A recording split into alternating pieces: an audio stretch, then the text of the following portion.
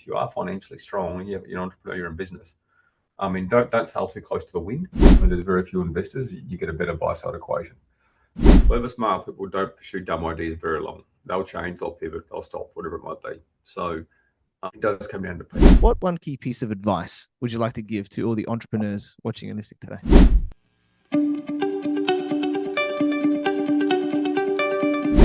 Hey, and welcome to another episode of the Business Growth Show. I'm your host, Ethan Cassiotis, and today I have a powerful guest. His name is Steve Baxter, and he is a proud Queenslander who enlisted in the Army at 15 and served 9 years. And from there, Steve launched his first startup, HEO in 1994, which was eventually acquired by Aussie Mail and UUNET. And in 2001, Steve teamed up with a schoolmate to launch his second startup, Hype Networks, which was sold 8 years later to TPG Group for $373 million. Since 2010, he has become an early stage investor in startups through his investment company, Transition Level Investments, along with having been a shark on Shark Tank Australia, and as co-founder and executive chairman of 1013, and as founder and lead investor with Beatenzone Venture Partners, which is dedicated to early stage investments in Australian sovereign defense technology. Welcome, Steve, and thank you for being on the Business Growth Show. Thanks, Ethan. How you going? Yeah, good, mate. Yourself? Yeah, good. Having a good day. Good week, Friday, and looking forward to the weekend. How's that? Definitely, mate. Always good like that, and we're quite lucky here. I know in me and Sydney as well. We've got some good weather at this time of year in the winter time, so got to enjoy it while it lasts, right? No, in Brisbane. You live in Brisbane for the winter, not for the summer. That's for sure. Definitely, mate. Awesome. Well, I'm sure it's going to be an amazing interview for everyone watching and listening. And you are a successful entrepreneur. So just for those that maybe don't know you, I know I've obviously given your bio, which is some awesome stuff. Is there anything else that you want to introduce yourself by telling us a little bit more about the journey? Oh, you pretty well nailed a lot of it, I suppose. To be honest, didn't miss out too much. I got all the big points. I suppose that the most recent one being our Beatenzone Venture Partners. Sort of our defence first investment fund. It's a big one. That's been the more interesting journey. I've had to go and do a lot of pitching, so we're actually seeking external investors for this. So it's been a curious process. We've had it for about 2 years, 1,800 meetings. So it's almost over. So, but that's you pretty well nailed most of it, Ethan, on the way in. Yeah, awesome, man. I just love what you said there about 1,800 meetings, right? And that's what a lot of people don't realize is, how much actually goes into doing business, right? Raising capital, whatever it is there for what you've done. So, I love that you're still into it. Doesn't matter what you've done in the past, big exits, invested in companies. You're like, this is the new venture. Got to make things happen, which is what I love there. And do you want to just tell people a little bit more about, Beatenzone Venture Partners? Like, what are you guys exactly investing in and everything like that with this raise? Yeah, sure. No, we're an early stage venture fund. We invest in pre-seed through a Series A. In defence first, mostly sovereign Australian businesses. We are configured as an ESVCLP, which, given the ludicrous May 2026 budget that the federal government passed, is now the only place you can do tax effective private capital investing in Australia. So it's a great scheme. As your capital gain tax free of all things, believe it or not. So as a result, we have to invest 80% of our capital in Australia, more than reasonable. So we look for companies with defence first applications, and then we find those great companies. We find the demand signals out of larger markets, typically the US, and we fund them for a US market entry. So we're all about getting what I call irrationally unloved assets. So we will back the things that soldiers, sailors, and airmen hopefully never have to use. But we don't mind getting close to the front of the gun, and we do that not because we're particularly bloodthirsty, but because very few investors do it. And when there's very few investors, you get a better buy-side equation. So, and that's a little bit bottom feeding to some degree, but there's a lack of capital in the market. We're providing it. I think once we prove success here, there'll be a lot more businesses like us doing this, and then that will be beneficial to the entrepreneurs in the market, and they'll be able to get a better price for equity. Yeah, I love it, mate. And I think the capital gains tax free is always a good thing that everyone wants to hear about now with what those changes were. So that's an awesome, tip, right, for investors here is like, look for these opportunities there. And I think defense, well, it's one of those industries that's always going to be there, right? That's the thing that you've got to think about in terms of you. Yeah, well, Yeah, at the moment, like I said, this is May 2026 that the world's going through some, it has for the last few years, sort of, since sort of Vladimir Putin, for whatever reason, decided to roll tanks into Ukraine. Um, the world's been pretty well on an unbalanced keel for probably a bit before that too. The reality was that after the Cold War, Western nations stopped spending on defence. As a result, we have a lower deterrence. There's essentially tyrants on the march. There's a change in the way that conflict is being conducted, and at the macro, that's the expensive missile going to cheap drone. There's a lot on that slope though. So there's a lot in play at the moment. Defence budgets are going from the allied defence budget, so the allies, what our allies spend on defence, roughly 33 nations we sort of have defence cooperation with, was about 1.2 trillion US dollars a few years ago. It's heading towards 1.9 trillion at the moment. There's a massive increase. Yeah, awesome. What an opportunity there, right? And great that you guys are coming in. And I think you've always got to prepare for the worst, but obviously, ideally, that it doesn't happen, right? In that way there. But it's always better to be prepared. And you guys are, providing that for a lot of those companies. Do you want to give us maybe some examples? I know you've already got some companies in your portfolio there and what they do, just for people, to get a bit more of a grab on it. Yeah. So we have one business called HEO Space, HEO Space. They're a non-Earth imaging business. So they're a business that helps people image objects in space, typically from space. So they use satellites to take pictures of satellites, and also to then analyze those images in that respect. So they're a great business. And we also have what's another good too? What's the where they Arkeus. So we have a business. It's a sensing business. It's called Arkeus, based out of Melbourne. They make it's got a hyperspectral sensor. So it's a camera that can see in many different spectrums. So you can give that gives a user. It's a camera, it's a sensor that can see in many different spectrums. So it gives a user a lot more insights to an object, what it might be. Various elements give out various spectrums. So it can help identify what something is at range based on its spectral returns, as in light's a visible spectrum. There's lots of non-visible spectrums like infrared, ultraviolet, blah blah blah. So it fuses all that together and uses AI, as everything does nowadays. I think there's a hot dog van down the road who's using AI at the moment. So in order to present a usable return back to an operator, rather than sort of flooding them with false returns. Yeah, nice. And obviously, you've got already these businesses that are, in your portfolio in the fund. Are you actively still looking for more businesses within the space for them people to invest in as well? Yeah, very much so. So we're a closed-end fund, or we will be. We close on the 17th of August, 2026. So about 10 days time from when this was shot. So that means we're closed to applications, but we are still investing. We have 7 portfolio companies so far. 6 have been publicly announced, and 1 I think will be announced next week. So I'd like that to, by the time we've deployed all of our initial capital, there'll be probably 10 to 12 companies. So we've probably got another 18 months to 2 years of investing left, and then we'll sort of work with those companies to that portfolio to get returns and to distribute profits back to our investors. So, and then we'll most likely have started a second fund some point soon, I imagine. So that'll be exciting. I need a break from capital raising for a minute, so I'll just I won't get into it too fast.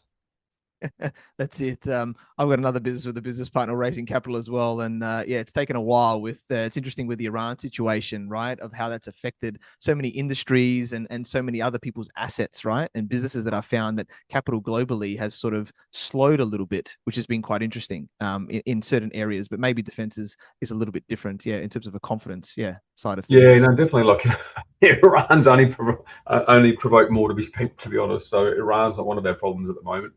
And global allied defense spending is interesting. So the US is one example, and during in a lot of the ways that defense spending is talked about in the press as a percentage of GDP. So the US, when I first started, was doing about 3.4% of GDP on defense. We were doing about 1.85 when I first started, and we're now doing 1.91 or something. We're not that good. But the US are approaching 5% of GDP now. But that's a budget that went from 850 billion to $1 trillion. It's now going to 1.5 trillion US dollars. Um, and during the peacetime years, the Cold War, they were over 6% of GDP on defence. So, we're still not spending the same we did during the Cold War, and we're about to enter a hopefully only a Cold War. That would be lovely, actually. So, because I think the opposite to a Cold War isn't no war at all. It's a hot war. So. Yeah. No, I love that, man. And so I'll make sure we get this out very quickly, right? So let's just say there's a next week, right? There's a gap here still, right? That technically it's open. So let's just say there's someone out there, and they're interested, to invest, whether it's this round or not. Yeah, so Beatenzone, BEAT. Oh God, can't I spell it now? BEATENZONE.VC, Beatenzone. Look, if you Google Beatenzone, you'll find us. The Beatenzone's a distinct military term. It's a part of the battlefield where all the bullets land.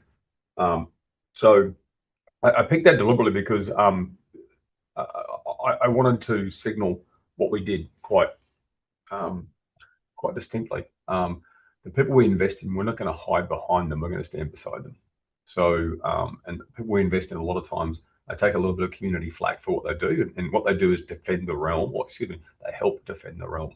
So I think defence companies are an innate community good.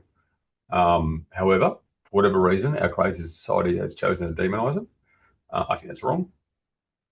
And so, I don't plan shying away from what we do. So, we put what we do. I put it right on the outside of the tin of this business. So I wrote on the outside of the tin, and then there's we back defence first things. And so we talk about themes around lethality and survivability. So, we back companies that help militaries be more lethal. So, and if you don't like that, I don't either. Get better politicians and diplomats, and we can stop doing it. Yeah, no, I love that. And I know you have like minimums, right? So for people just aware of that, these are significant investments. Do you want to just talk about the minimums that like you're looking for as well? Yeah. That's a minimum check's $350,000. So we're looking to, we've raised about 22 at this point in time. A bit more than that. The final, I've had quite a flurry come in. So I've just had managers, and I've been on the road, have managers sort of sit down and figure it all out. To be truthful, that'll be a next week job. So minimum is 350,000 Aussie. It's a that call fund. So we'll call the funds as needed. The fund itself is what we call 2 and 20 over 8. If your audience know that term, so it's a 2% management fee, 20% carry. We have a 8% hurdle, so we don't start taking management fees until we're basically, we don't start taking carry profit fees, the 20% carry, until we've met the 8% IRR hurdle, so 8% per annum. So if someone was to allocate $1 million to us, and it ran for exactly 1 year, for example, we'd have to return $1,080,000 before we started taking a profit. And that's a very simple example, but let's go with it. Yeah, no, I like that. Great example there, and I like that you guys are structuring that way because it shows, hey, we want to make sure we're giving back to the investors, and then everybody wins right after that. With the profit. So love it. And I know you've got an event coming up, Reveille 2026 on the 9th of September. So Reveille is actually a bugle call that military send to play in the morning to wake up soldiers. So that it's about wake the nation ready to. I've even forgot that tagline. Sorry, it's been an amazingly big week. 1 second, Nathan. I'm going to make sure I get the tagline for our conference right. No, you're right. I think I can spot it in front of me. God, it's wake the nation ready innovators. Oh, I can't remember what it is. That's just terrible. How useless am I? But anyway, it's Reveille 2026. So Reveille is a bit different. It's got REVEILLE. So it's not I before E. The E comes first. I think it's French. We'll blame the French. You can blame the French for lots of things. So it's all about getting private capital in a room with. So we're bringing in overseas. We're bringing in 3 or maybe 4 chaps from Europe. We've got one VC out of Poland coming. And that the Poles know how to do venture and defense at the moment. They're quite close to the biggest problem in the world, or the second biggest problem in the world, which is Russia. First biggest problem is China. So they're quite close to that problem. So they're very aware. UK as well. We have about 7 people coming from the US associated with private capital, I want to say. We have people coming from their defense ecosystem. So we have Ross, who runs Catalyst Campus, which is a Space Command accelerator. We have a chap coming from Special Operations Command. People from DARPA are trying. I'll give them less than 50-50 at this point. They are trying to get someone over to us. We're a DARPA Venture Horizons partner. So we work with Dava a bit. And others. We have people who run software platforms that allow entrepreneurs to, what they call in the US, there's something called, in the Department of War, there's something called an HEO authority to operate. So you need your software checked out to make sure it's secure and all the rest of it, right? So and these guys have a platform that allow that to happen. So that's really good. That's a faster and easier way into the US Department of War if you're a software company. We have US market entry organizations. We have Marco Cervantes from Q Branch out of Austin. He's coming, which is great. He runs an organization that gets people into organizations who need to get landed inside the DOW, Department of War, and the Department of Homeland Security as well, embedded in there, I suppose. Especially good for international companies who aren't used to the way the US does business. So there's a variety of I'm just going to look at I've actually got here somewhere on one of these 28 screens I've got open. No, you ready to find it? No, I can't. Isn't that terrible, Ethan? All these free. Oh, that's because it's hiding behind your head. There it is. Right, yeah. So I'm just gonna see who I've missed here. Oh, great. Let's time it out 1 second and logging in now. Let's have a look. Right. Oh, great. We actually have a panel of Australian growth stage companies as well. So we have Adam Gilmore coming from Gilmore Space. We have Harry Huber coming from Green Room Robotics, awesome maritime autonomy business out of Fremantle. Michael Smart from Hypersonics, and Steve Bisgard from a Gold Coast-based business called Guardtech, doing amazing things in robotics. So we have that. We also have a space panel. So we have Charlie McGillis. Charlie is a 26-year space veteran of the US Air Force and Space Command, and she's a space warfare expert, mostly what they call grey zone warfare. So that's you're familiar with the term grey zone. The grey zone is it's where you do things that don't quite float to the level of open armed conflict. So in a space sense, it might be you'll park your satellite in front of someone else's satellite, so that you can interfere with the communications and the other taskings, if you know what I mean. So grey zone is when the Chinese drop flares in front of our aircraft and stupid things like that, if you know what I mean. So that's sort of local grey zone activities. We also have, I mentioned the European guys, the US guys. We have a panel of Australian venture people as well, from Main Sequence, Brenda Bella, Activate Capital, Foxglove, and the awesome Vu Tran is running that panel, so that should be absolutely fantastic. There's an organisation in Australia called Chaos One, run by a guy called Betty Hansen. He helps companies get embedded into the ADF and other allied militaries. He's a former Special Forces commando, so he knows the problem sort of full on there. So we also have an exit panel. So we're having we're trying to build growth stories. So we have an exit panel with people like JP Morgan SRI. So JP Morgan Strategic Resilience Initiative is a $1.5 trillion 10-year initiative from Jamie Dimon at JP Morgan to basically invest in defense, national security, and dual use companies. So it's a really good, solid day. Everyone can come and tell stories, meet, network about why an allocation of capital to the defense asset class makes a lot of sense. Yeah, I love it. Sounds like an amazing event that you got going on there, everyone. So that's in the Gold Coast on the 9th of September. So check on the Beatenzone website. I'm sure you can get tickets through there.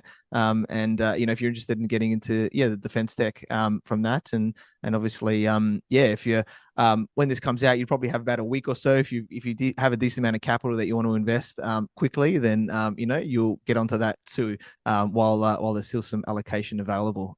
So love it, mate. Sounds really awesome. Well, let's switch it up slightly now, and I want to talk about Shark Tank Australia because I think this is obviously where I saw you a lot there, and there's a lot of deals and there's a lot of fun with all you sharks and a lot of deals coming through. What was it as an experience yourself being a shark on Shark Tank Australia? Yeah, it's a very generous thing to be able to do, to be honest. Don't get me wrong about payers; it wasn't too bad as well. It wasn't. It wasn't too bad. Did it for 4 years. So essentially, I used to sit. The first year was 4.5 weeks. We sat in a TV studio in Sydney, Moore Park down in Sydney, and recorded it. The subsequent 3 seasons after that were about 3.5 weeks. A couple of times I flew the family down and we lived in Sydney for a month, which was sort of nice. I live in Brisbane for a reason. I probably prefer Brisbane, to be honest. And then otherwise I'd sort of fly and fly out when I just do FIFO, essentially, just come back on weekends. So you get there in the morning, get your makeup done, get your hair done. My hair took about 2.5 minutes to do. It wasn't that complex. And then, between 6 and 8 pictures a day, it's in the studio. A lot of set works that would cover that pitch. It's quite a production, as you can imagine. There was like 100 people on site, I want to say. And you'd hear these amazing pictures that will come in. And I think the first season we had about 110, and it was about 80 or 90 in the 3-week seasons that we did. I can't recall how many made TV, to be honest. But it was good. A lot of fun. It was a really lovely thing to be allowed to do, to be honest. Yeah, cool. And do you feel that had like a big impact on like your personal brand? A lot of people talk about personal brands and stuff these days, and I feel like that's where I saw you. So what did you think about that? Yeah, massive. Well, yeah, it's sort of, I had a raised public profile here in Brisbane anyway, because I started Reveille Labs, a not-for-profit co-working space. I was advocating quite openly for adding sort of tech startup entrepreneurship to our states, sort of our cities, way of life. I have no issue with Australia being deeply involved in mining, extractive industries, and agriculture. I think it's great. I didn't want to depreciate those. I wanted to add something else to that. And I suppose that was how, in some respects, how I got the opportunity there. But yeah, no, it exploded my public profile. On net, it's been fantastic. There's been some shitty incidents. People don't like you or tell you they don't like you. But for the most part, it's been well a positive thing. Yeah, I love it, mate. Awesome. And I think it's the power of putting yourself out there to anybody here, right? You put yourself out there locally, you got recognized, and then you really maximized it. And let's talk about just deal likelihood, right? Because I think it's, you said there's roughly like 100 odd pitches, right? You're dealing, with a few weeks there. We only see what we see on the thing. But if you're number one, how many are obviously actually you guys think are good deals? But then obviously there's a due diligence, right? Doesn't mean the deal's done when you're there, and you've got to sort of check things out. So of those, deals that you went through, what do you think was sort of more likely of that? And was it sort of a little bit more of a show rather than, alongside actual, good deals as well? I learned probably after the first season, we learned quite a bit. I think that there's a tension there. So, Channel 10 they want to create good TV so they can sell advertising. Fair enough. That's what I do. The entrepreneurs probably want a really good pitch, so they get their sort of 5 to 8 minute TV ad in order to sort of launch their business.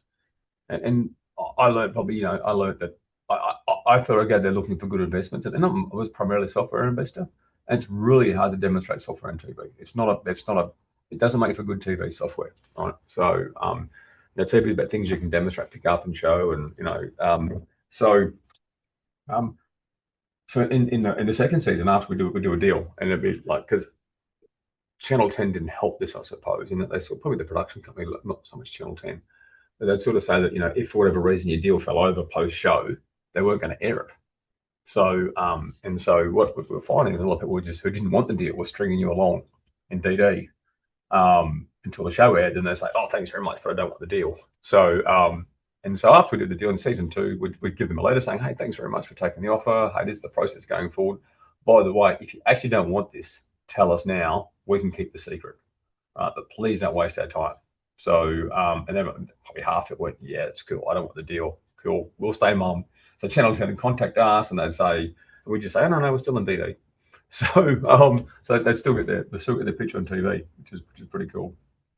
Yeah, interesting. Yeah, I think some people want the fame, but in the end, yeah, you should wanting the capital. And also it's not just the capital that you guys bring, it's your relationships, it's your networks and all of that, right? Like to getting strategic, sharks like yourselves, which is well, you can, but if you're in, my network, even now, I'd have trouble with, like we, and for whatever reason, invested in a goddamn iced tea business. I had no chance of helping them out.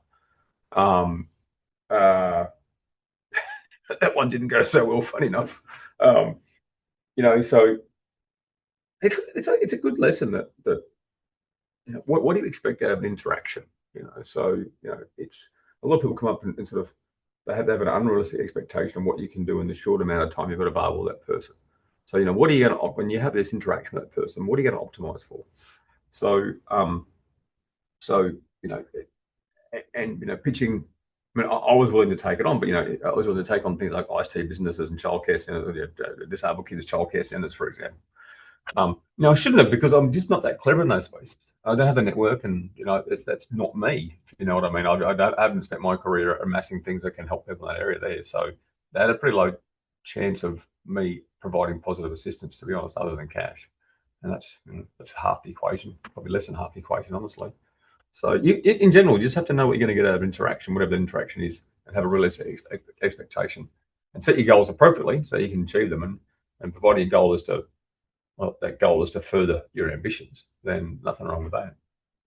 Yeah, no, I love that. And I'd like to know from your perspective, right? Because a lot of people want to get capital. And I know that, let's exclude the industry, because I know you're very tech focused, especially back then, right? Of what you wanted to do. What do you look for in deals apart from the industry? And I guess in terms of the founders, right? Which is an important factor that makes you go, hey, yeah, this deal at this present stage, looks like a good deal for me to invest. So people, I mean, it's about people in essence, right? So, because and good, honest people who are clever and smart, because clever, smart people don't pursue dumb ideas very long. They'll change, they'll pivot, they'll stop, whatever it might be. So, it does come down to people. I mean, so there's areas we prefer to invest in. We're in defence, right? So right now, that if you walked up to me, so I had the venture capital thing. Someone pitched me a business. What's she trying to do? She was trying to put Australian-only made goods into hotel minibars. I'm just like, and I said to her 3 times, "You do realise I invest in defence?" And she kept pushing it. I'm like, because you're actually now you're not listening. You're just annoying me.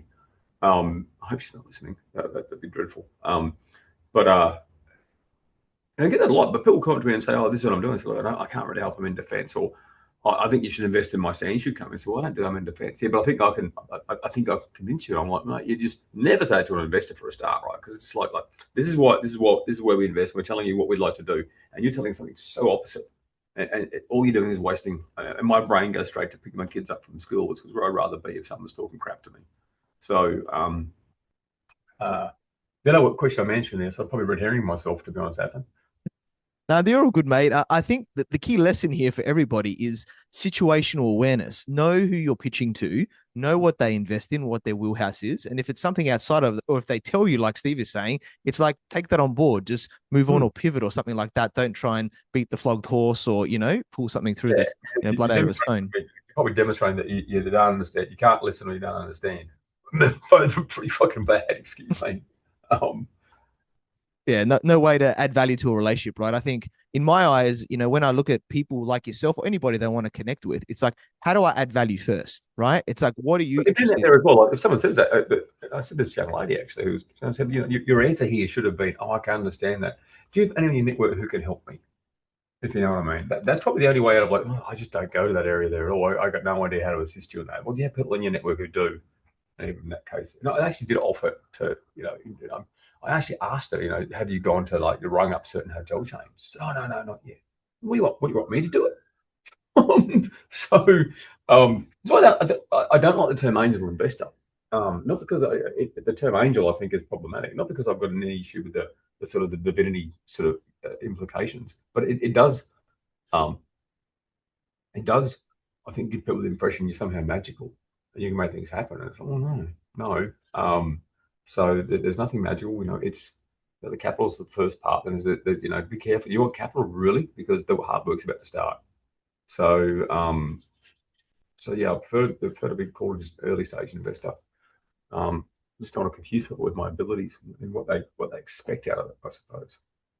Yeah, I think it's true. And what I've learned, a lot of people don't realize that, with these businesses, when you're getting investment or even preparing, right, to get the capital, is that you need to have an obsession and you need to be ready to go all in, right, on what you're doing there, because otherwise, it's not going to succeed. And that's what you're looking for. Like I've been working I've got multiple businesses, and a new business we're raising capital for. I was doing 5 days a week, 8 p.m. till midnight, 1 a.m., 5 days a week, working on that with my business partner, right? And so, over 1,000 hours over a period of time, over a year.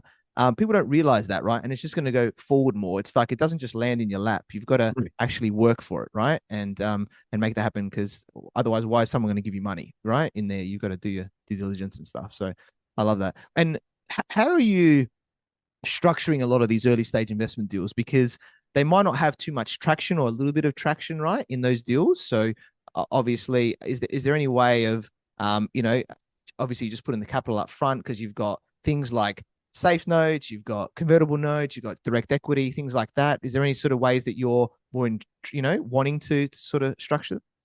Yeah, look, so in traditional sort of more tech venture, it's a market for capital, so it's a pretty mature market. So there's an expectation of how these things occur. The expectation is there's almost an agreed set of forms out there. It used to be called the Spark-Helmore forms. So the AVCAL, the Australian Venture Capital Association Limited, I think they call themselves, pay some law firm, or some law firm put a default set of forms, as default set of documents out. So they put out a subscription agreement, shareholders agreement, ESOP for staff, a couple of others too. Might have been an employment agreement for staff, IP, and for these standard docs. And when we get legal advice, we'll ask, okay, how do these differ from Spark-Helmore?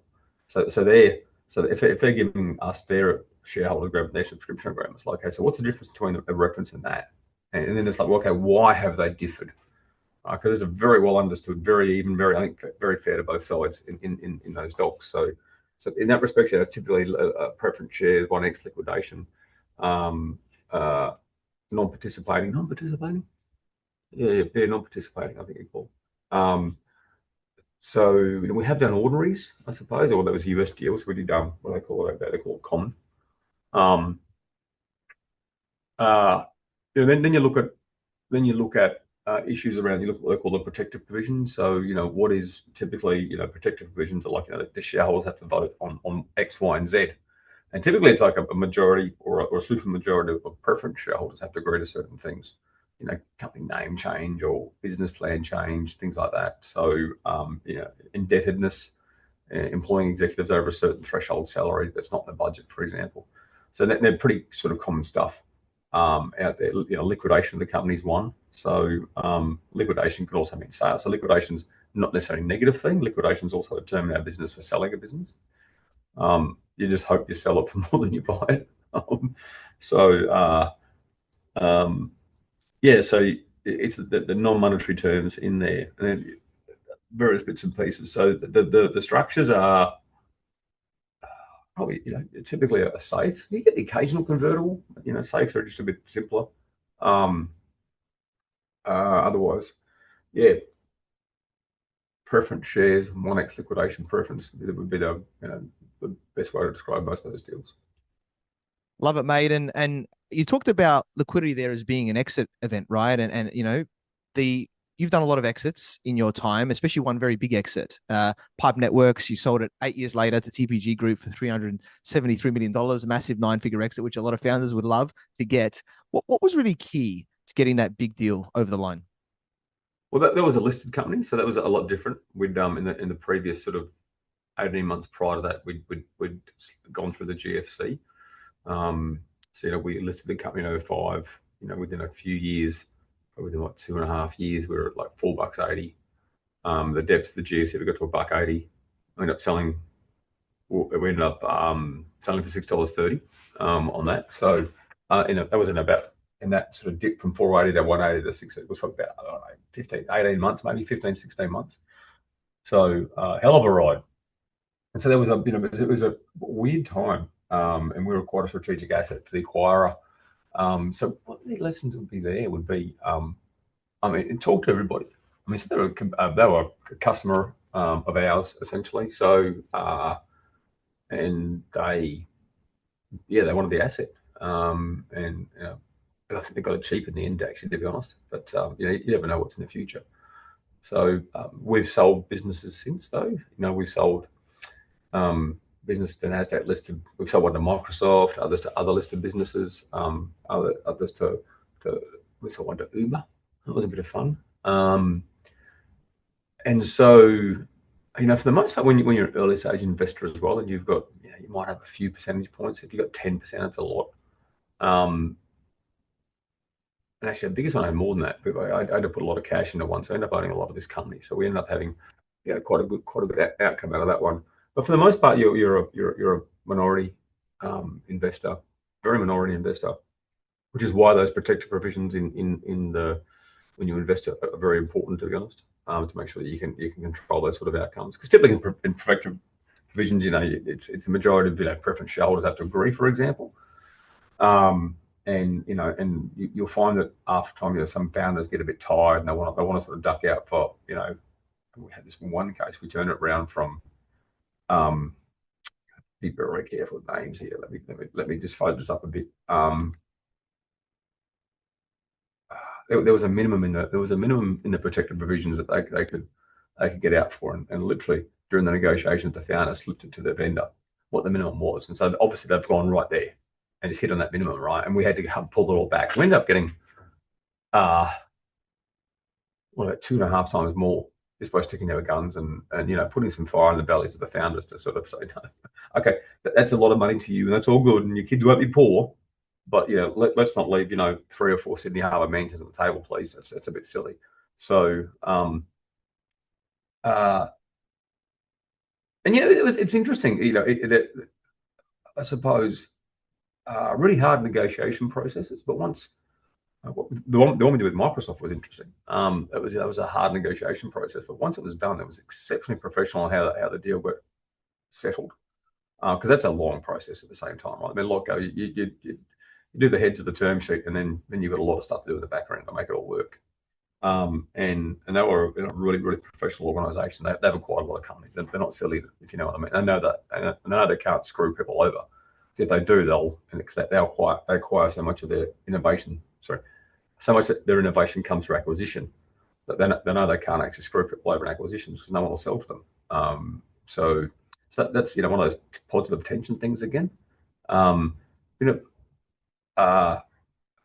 say sales processes are better if you've got some competition in there. You want to start a bit of a bidding war. That's the one thing you really do want, which is nice. It tends to put prices up. So these things tend to go better if you are out there looking to be sold. You need to. I think you should engage a really good banker of some description, like an investment banker. They can at least be the agony aunt, especially if you're looking to sell them to a customer. So you want someone in between that relationship to act as the interface. It's very important. They've seen more deals, and they're probably a bit smarter than you on the acquisition and the deal side. And you just need that cut out at the same time. So I don't know, when we sold some small ones, we've hopefully got one going soon. To be honest, we'll see that. We'll see if that happens to be announced the next couple of months, probably the next 3 to 7 weeks. Yeah, I mean, that was the TPG setup was good. That was listed. It's very different. The private ones, I would say this is why you've got to be very careful in business. You can't don't ever burn bridges. Always leave options on the table.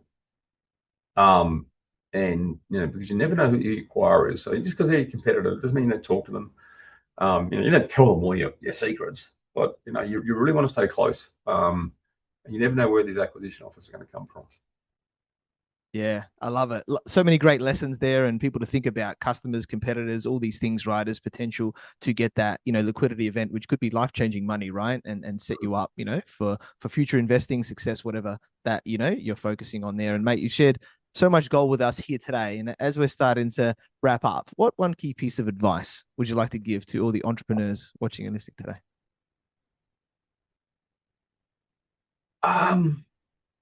One key piece of advice,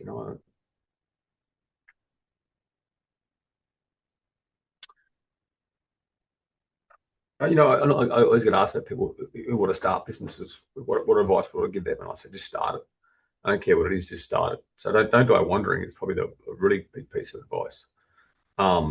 Actually, and in life advice in general recently, I've been thinking about this one ever since. I came across this great video. There's a YouTube guy called, he's Luke. There's a YouTube channel called Outdoor Boys. Have you seen Outdoor Boys? No, I haven't. No, check it out. He takes on. He's a Guy lives in Alaska. He just goes out camping with his boys, basically, and camps with his boys, and just builds stuff and cooks food and all sorts of things. But he actually went to his college, back to his college, to do the graduation address. And he's a lawyer, as it turns out, by trade. And he told us just that he had the best speech that well, not the best, but a very, very good speech I've seen. It was all about taking on debt. I'm going to find this and I'll get you a link it or something if I get a chance. Do you reckon I can? What do you call them? A speech, Luke, Outdoor Boys speech. This was such a. I thought I'd actually bloody saved it. There it is, Outdoor Boys told law grades. Yeah, this is absolutely incredible. And he goes through exactly, because he's a survival expert. Now he talks about what about to survive, and he puts it back in monetary context. And he's like, don't have debt. Like in essence, like have financial resources. So when calamity occurs, and when market conditions change, you can pounce on things. So if you've got a strong business, right, and we're about to go through a cycle in Australia. I mean, this government's just dead set on crashing things, right? They're out there trying their bloody best to crash the economy, to be quite blunt. So those with money in the bank at this point in time are going to be the ones who come out on top, right? Because when everyone else is failing, they'll have the resources to jump on bargains. So I thought it was there's something really, not really the quite answering the question there, but I think it can be applied sort of widely. That if you are financially strong and you're an entrepreneur, you're in business, I mean, don't sail too close to the wind, I suppose. A lot of people do. They'll leverage the shit out of themselves and their businesses. And it's always really dangerous. You'll become one of those people that people like Luke will acquire, if you know what I mean. So I think having a good, strong business with reasonable buffers involved is actually a really good idea. Yeah, awesome. Love it. Well, great advice there. And I'll definitely be checking it out. And always get yourself ready for opportunities. You never know where the opportunities are going, especially when government's markets change there, and be ready for that. So love it, mate. And we connected through our networks. So I learned about your awesome journey from enlisting in the army at 15 years and serving 9 years, 15 years old and serving 9 years, to founding many companies, exiting them, now being the founder and lead investor with Beatenzone Venture Partners in the defense industry, sovereign tech, which I love. And you're an awesome guy, mate, so knowledgeable. And you said so much amazing lessons here, right? With your unique journey here for entrepreneurs, for investors, and likely a combination of both. That's so interesting that we want to make our mark, right, in the world. So I think it's so many things that a lot of people can take from here and go, that whether they invest into your fund, right, come to the events, or just make their own mark, I think is really awesome here in Australia as well as globally, mate. So I'm sure you're going to continue to help early stage investments, especially in the Australian sovereign